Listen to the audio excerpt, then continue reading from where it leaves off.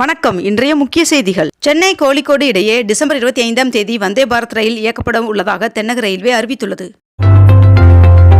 சென்னை எண்ணூர் முகதுவாரத்தில் ஏற்பட்ட எண்ணெய் கசிவால் பாதிக்கப்பட்ட குடும்பங்களுக்கு 8 கோடி ரூபாய் நிவாரணம் வழங்க முதலமைச்சர் மு.க. ஸ்டாலின் அவர்கள் உத்தரவிட்டுள்ளார்.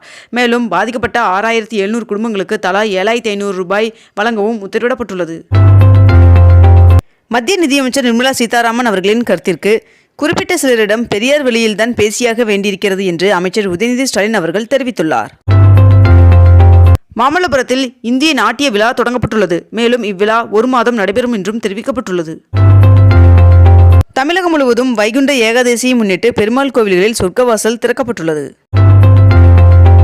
சென்னையில் மழையால் பாதிக்கப்பட்டோரின் 98% பேருக்கு நிவாரணம் வழங்கியுள்ளோம் என்று முதலமைச்சர் மு.க. ஸ்டாலின் அவர்கள் தெரிவித்துள்ளார்.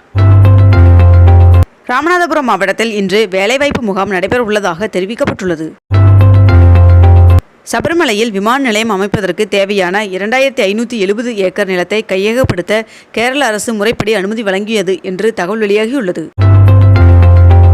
வெள்ள பாதிப்பை பேரிடராக அறிவிக்க முடியாது என்று நிர்மலா சீதாராமன் அவர்கள் தெரிவித்துள்ளார். முதலமைச்சர் கோரிய நிதியை தராமல் தமிழ்நாட்டு மக்களை ஒன்றிய நிதியமைச்சர் நிர்மலா சீதாராமன் அவர்கள் அவமதித்துள்ளார் என்று அமைச்சர் தங்கம் தென்னரசு அவர்கள் தெரிவித்துள்ளார். அமைச்சர் உதயநிதி ஸ்டாலின் அவர்களின் பேச்சு அவரது அரசியலுக்கு நல்லதல்ல என்று மத்திய நிதியமைச்சர் நிர்மலா சீதாராமன் அவர்கள் தெரிவித்துள்ளார்.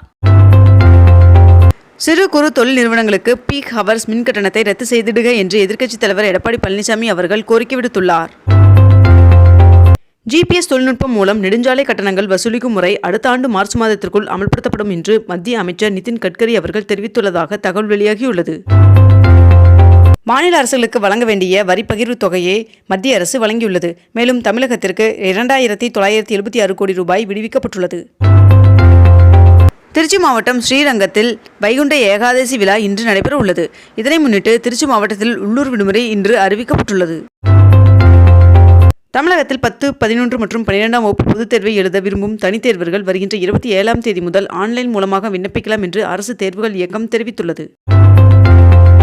கிறிஸ்துமஸ் பண்டிகையை முன்னிட்டு சென்னையிலிருந்து 640 சிறப்பு பேருந்துகள் இயக்கப்பட உள்ளதாக தெரிவிக்கப்பட்டுள்ளது.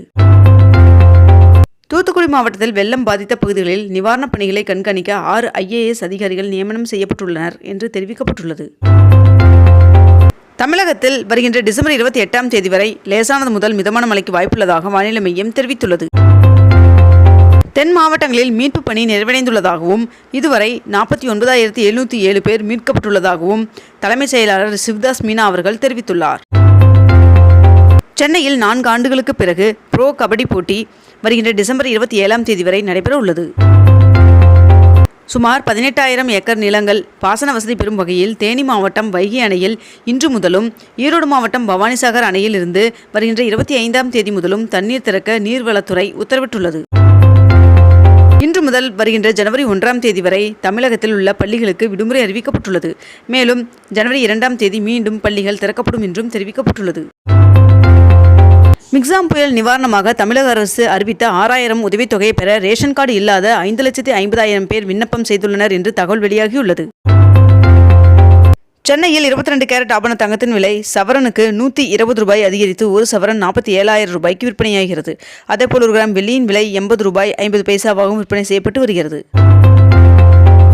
இத்துடன் இன்றைய தலைப்புச் செய்திகள் நிறைவடைகின்றன.